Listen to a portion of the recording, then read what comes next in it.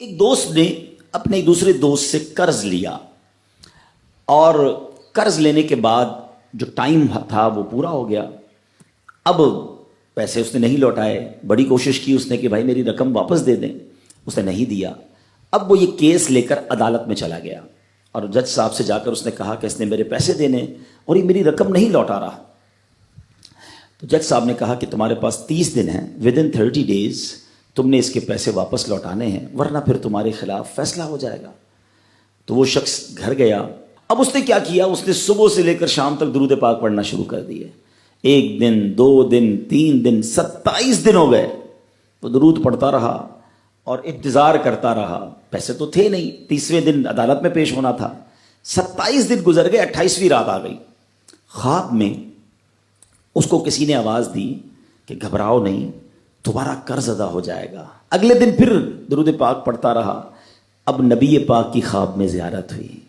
آقا علیہ الصلوۃ والسلام تشریف لائے. فرمائے گھبراؤ نہیں، تمہارا قرض ادا ہو جائے گا. تم علی بن عیسیٰ وزیر کے پاس جاؤ اور اس سے کہو وہ تمہارا قرض ادا کر دے گا. اب جب صبح اٹھا تو بہت خوش کہ نبی پاک کی زیارت مجھے ہو گئی.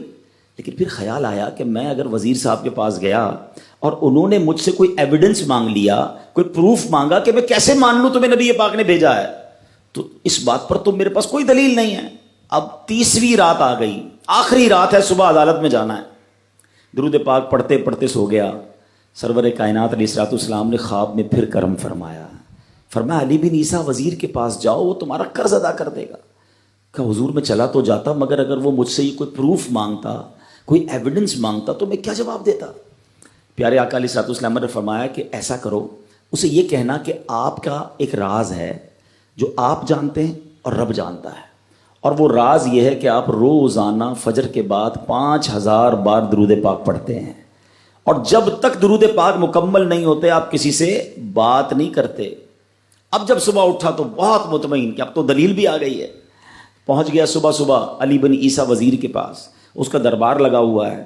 اس نے پیغام بھجوایا کہ میں علی بن عیسیٰ وزیر صاحب سے اکیلے میں ملنا چاہتا ہوں، پیغام لایا ہوں. درباری نے آ کر پوچھا، وزیر صاحب پوچھ رہے ہیں کس کا پیغام لائے ہو؟ کہا میں نبی پاک علیہ الصلوۃ والسلام کا پیغام لایا ہوں. فوراً وزیر صاحب نے بلا لیا. کہا فرمائیے. کہ مجھے میرے آقا علیہ الصلوۃ والسلام نے کہا ہے کہ آپ میرا قرض ادا کر دیں. میں 3000 دینار کا مقروض ہوں. Today is the last day in the court. آج مجھے کورٹ میں پیش ہونا ہے. اگر آج میں نے اپنا قرض ادا نہ کیا تو مجھے جو ہے وہ سزا ہو سکتی ہے. علی بن عیسیٰ کہتا ہے میں بالکل آپ کا قرض تو ادا کر سکتا ہوں، مگر مجھے کیسے پتہ چلے، کوئی دلیل ہے، کوئی پروف ہے کہ آپ کو نبی پاک علیہ الصلوۃ والسلام نے بھیجا ہے؟ کہتا ہے ہاں، خالی ہاتھ نہیں آیا، آقا نے دلیل بھی عطا فرمائی ہے. اچھا بتائیے کیا دلیل ہے؟ کا دلیل یہ ہے کہ آپ کا ایک راز ہے جو صرف آپ جانتے ہیں اور آپ کا رب جانتا ہے. 5000 ٹائمز ڈیلی آپ درود پاک پڑھتے ہیں فجر کے بعد، اور جب تک یہ درود پورے نہیں ہوتے آپ کسی سے بات نہیں کرتے. آپ ذرا پہلے تھوڑی دیر کے لیے امیجن کریں کہ جو وزیر 5000 بار روز درود پڑھتا ہوگا وہ عاشق رسول کیسا ہوگا. اس کی تو لاٹری نکل آئی نا، وہ تو خوشی سے جھوم